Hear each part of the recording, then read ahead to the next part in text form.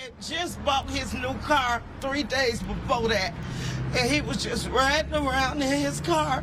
He said, "Mom, I'm going for a ride," and they killed him. They killed him. Over a seatbelt? But we don't even know if it was a seatbelt because you can't see in those tinted windows. They had no reason to stop him. It was a pretextual racist stop by tactical officers working. And here's the thing, Roland, that's so disturbing. As you know, there's a federal consent decree pending against the city of Chicago.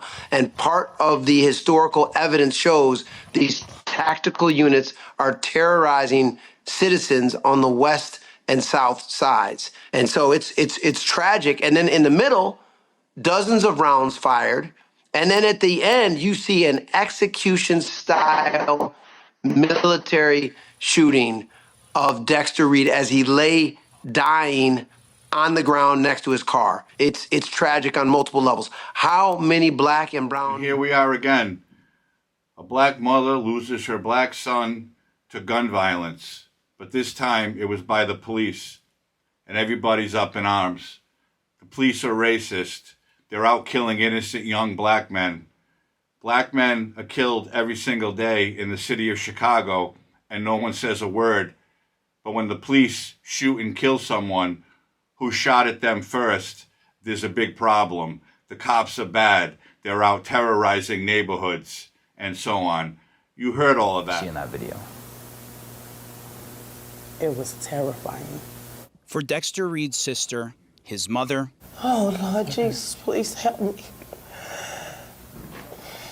and his entire family, what played out on newly released body camera video is nothing but pain. They shot him down like an animal. Why did they shoot him them many times? He's already dead. Why you study shooting him like that? They killed my son and they killed me too.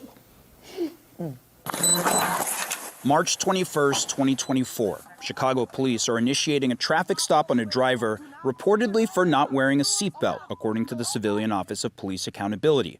A traffic stop being conducted by 5 tactical officers. Roll the window down. What are you doing? Roll this one down. Roll that one down too. Hey, don't roll the window up. Don't roll the window up. Okay. Do not roll the window up. Unlock the doors now. The temperature quickly escalates. One officer puts what appears to be his gun on the windshield. Reed then fires first, hitting an officer in the forearm, according to the initial investigation. Then, chaos. Hey, St. Louis gun! A gun was later recovered from the front seat of Reed's car. Portia Banks had just been on the phone with her brother in the minutes before it all happened. Then, she turned on a police scanner at her shop.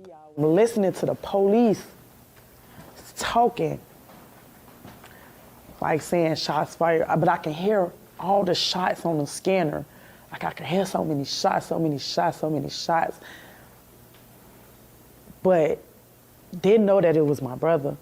So then to know later on that night that them shots that I heard and then the ambulance going past my shop was my brother was the most heartbreaking thing that I could have ever felt in my life. One of the family's attorneys argues this never should have happened in the first place. There was a weapon recovered in his car. However, it started with an unconstitutional, pretextual, and unnecessary stop of Dexter Reed. And that's what precipitated the entire incident. Reed's uncle sitting alongside his father. When this happened to my nephew, I hope the police can understand that this is the same pain that they feel when an officer is killed in the line of duty. It's a pain that manifests in memories and pain that manifests in despair.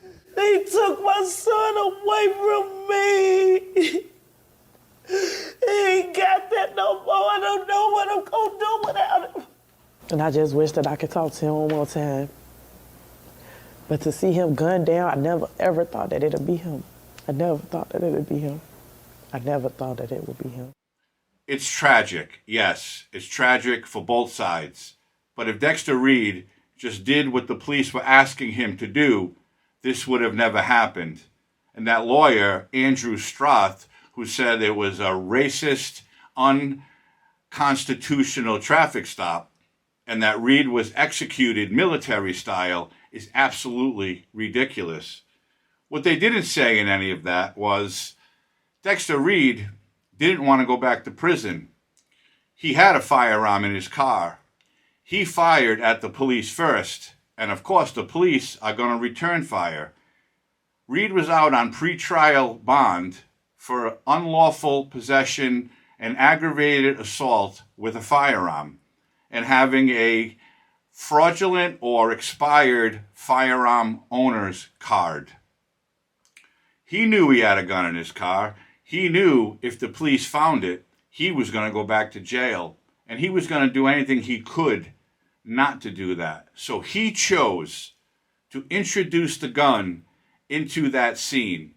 And did he expect, and did his family expect, the police not to shoot back? Did they think that the police was going to sit back and say, listen, Dexter, just get out and talk to us. Please don't shoot at us anymore. Unfortunately, that's not how it works.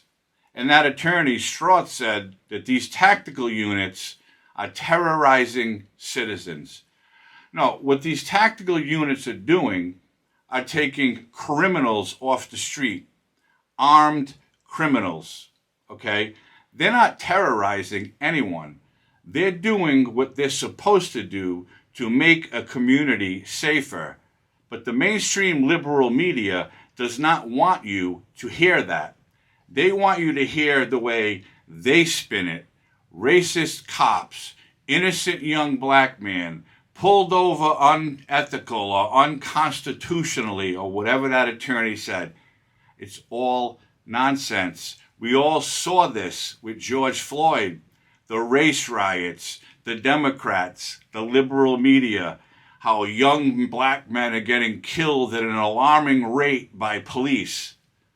What about all the other young black men who were killed day in and day out in these inner cities by gun violence? Why don't these attorneys and families come out then? Why? Because there's nothing in it for them. They're coming out now because there's dollar signs in their eyes. And yet, that may be bad to say, but look at the reality of the situation.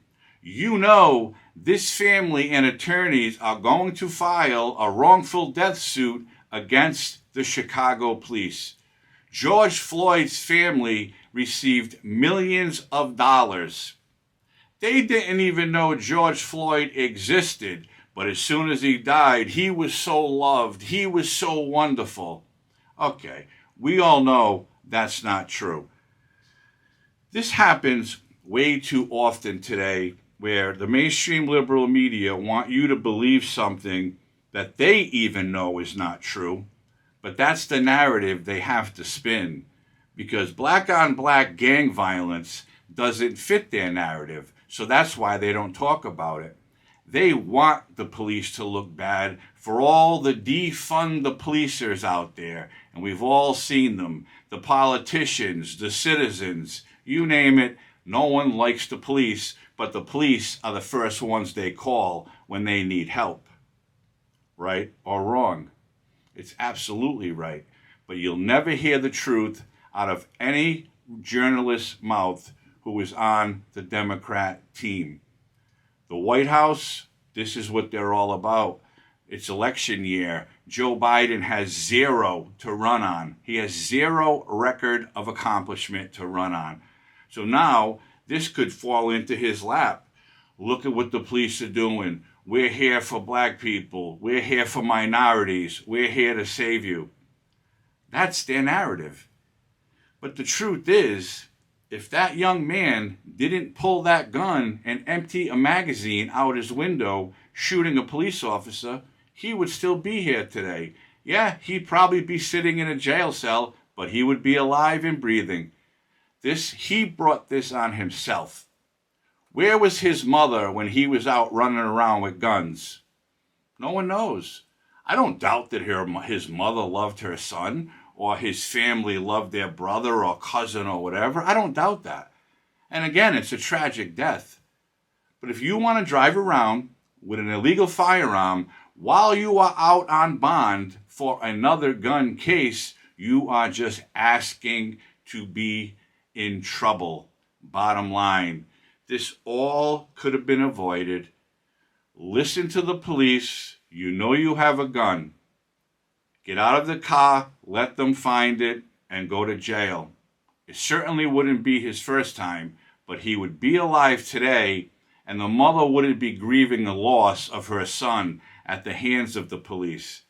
Because the bottom line is this: if someone shoots at the police are going to shoot back. No doubt about it, no question. They are not trained to, please don't shoot at us, get out, let's talk about it. That's not how it works. But when the police shoot and kill someone, it's for a reason. Dexter Reed was not some unarmed young black man being harassed by the tactical units that attorney would want you to believe. As soon as these people realize that all these young people have to do is stop playing around with guns. If you're committing crimes, you're committing crimes. That's on you. That's your life. But if you decide that, hey, I'm going to get out of this and I'm going to shoot the cops, guess what? Chances are you're going to lose, just like Mr. Reed lost. So the mainstream liberal media will continue pushing this narrative that the police fired 96 rounds in 41 seconds. It doesn't matter if they fired 9 rounds or 900 rounds. There were 5 cops on that scene, and they all returned fire on a criminal who fired at them. So the amount of rounds does not matter. And no, Attorney Stroth, it wasn't a military-style execution. Mr. Reed lost his life because he chose to shoot at the police. And we all know that you know that's absolutely wrong. So stop the nonsense, okay? This is all about money now. And again, I'm not heartless. I feel for the family. Their loved one was killed. But he would still be here today if he chose to do it a different way.